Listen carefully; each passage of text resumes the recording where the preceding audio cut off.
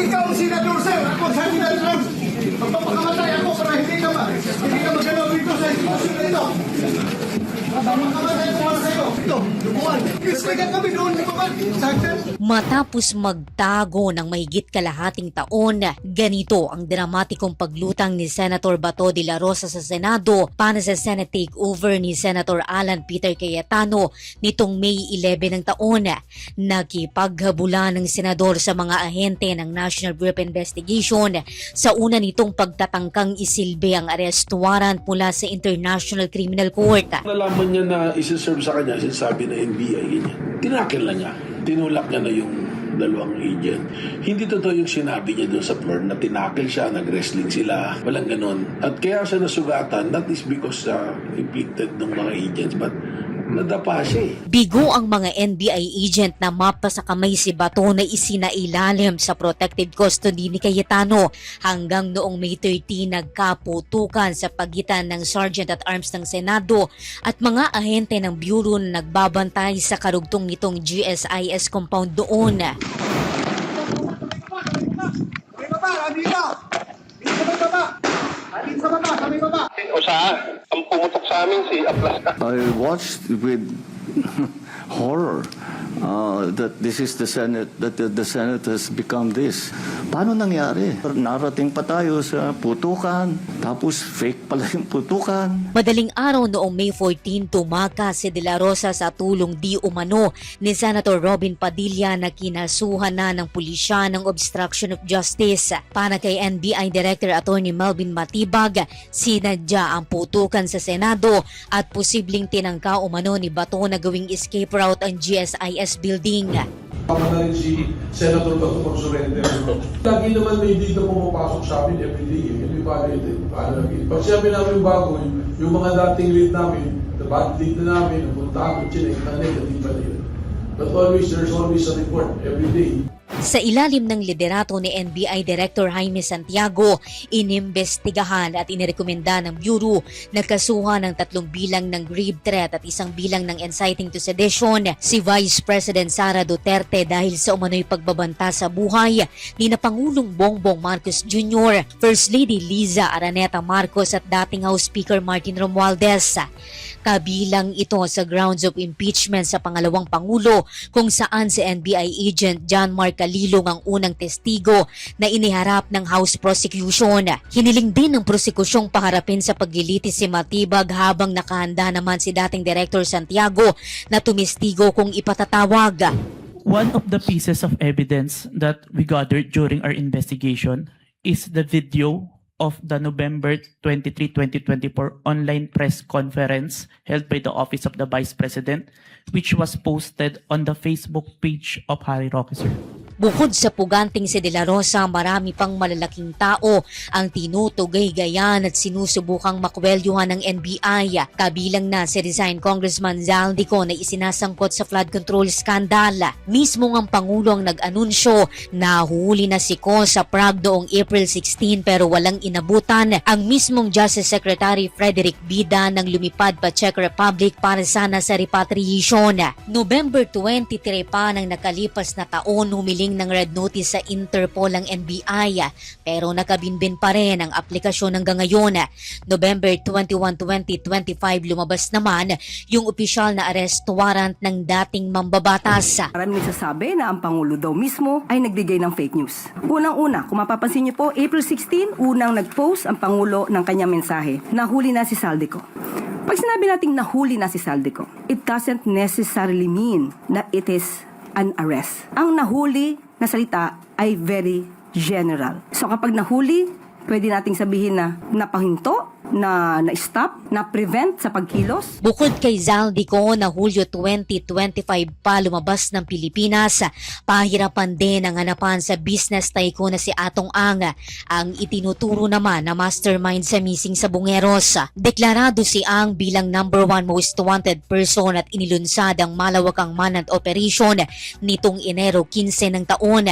Hindi rin matagpuan ng mga otoridad si dating Bucor Director General Gerald bantag na itinuturo namang pumatay sa radio commentator na si Percy Lapid noong October 2022 yan. Mahigit 3 taon na siyang sinusubukang iharap sa Las Piñas City at Muntinlupa Regional Trial Court na nag-issue ng arrest warrant para sa 2 bilang ng kasong murder o pagpatay. There are informations that we are validating. Tinitingnan pa namin. May nagsasabing nasa labas ng bansa, may nagsasabing nandito. So I dedicated a specific team composed of 4 to track him. Definitely, 20 million is better than 10 million pesos. Could be that because of the increase in the reward money for the information that would lead to the arrest of Mr. Atong Ang, baka mas makatanggap tayo na mas additional at credible na information ko. Iniimbestigahan din ng Bureau ang 18 nagpakilalang dating sundalo at bagman umano ni Zaldico na sabi ni Matibag, inalok di umano ng tig 5 milyong piso ni dating Congressman Mike Defensor para lumutang. Hindi inaalis ng direktor ang posibilidad na bahagi umano ang mga maleta boys ng mas agresibo na destabilization effort laban sa administrasyon. Bantay sarado rin daw nila ang ilang retirado na militar at pulis na posibleng dawit sa tangkang destabilisasyon. Ano yung nangyayari, no? Kasi ako ngayon, from the law enforcement point of view, tinitingnan ko, baka destabilization na talaga to. They're looking for a tipping point eh. Dahil nanawagan na pupunta sa Senado, tapos paulit-ulit, wala namang bago sa sinasabi ng 18 Marines. Si Defensor na aminadong tumutulong sa mga dating sundalo, misis nito na si Julie at 2 anak kinasuhan ng Qualified Human Trafficking ng Bureau kaugnay ng sinalakay na Chicago KTV bar sa Pasig City noong April 23 kung saan nasagip ang mahigit 50 kababaihan. Gayon din si Wakwak Golf and Country Club President Lawrence Tan na naabutan sa raid at ilan pang opisyal ng Cliff Point Development.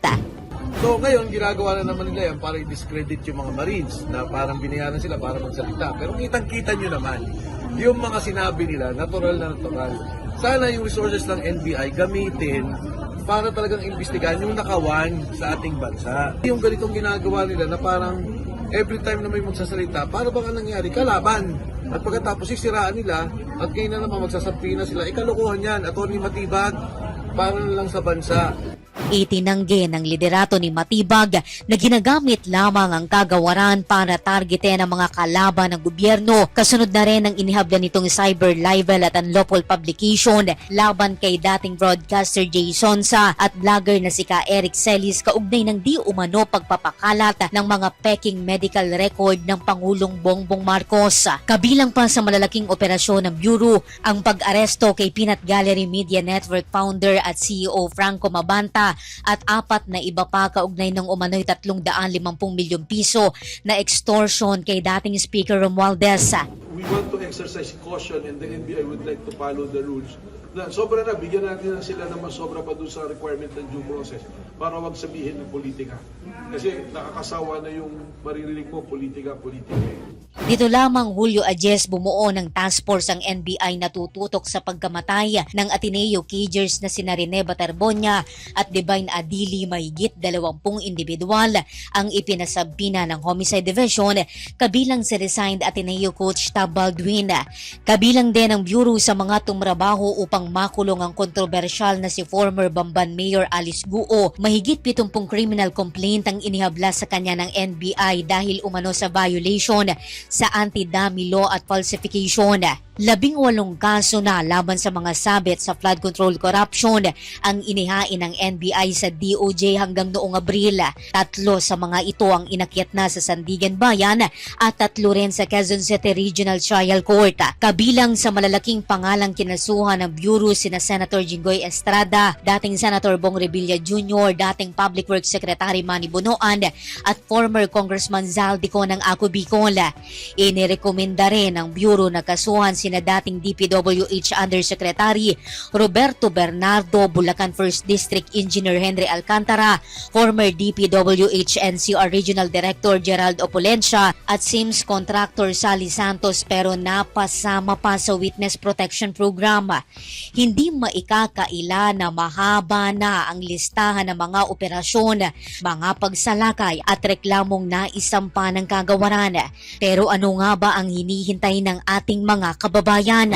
Babago na magkaroon talaga ng resulta kung ano yung pinaglalaban ng mga mayayaman tao, yun ang mahirap hulihin. Yung justice system natin nakakal. Gusto talaga mahuhuli yan. Para sa SONA 2026, ito si Giselle Ricoforte and Deezer H. Una sa Pilipinas, una sa Pilipino.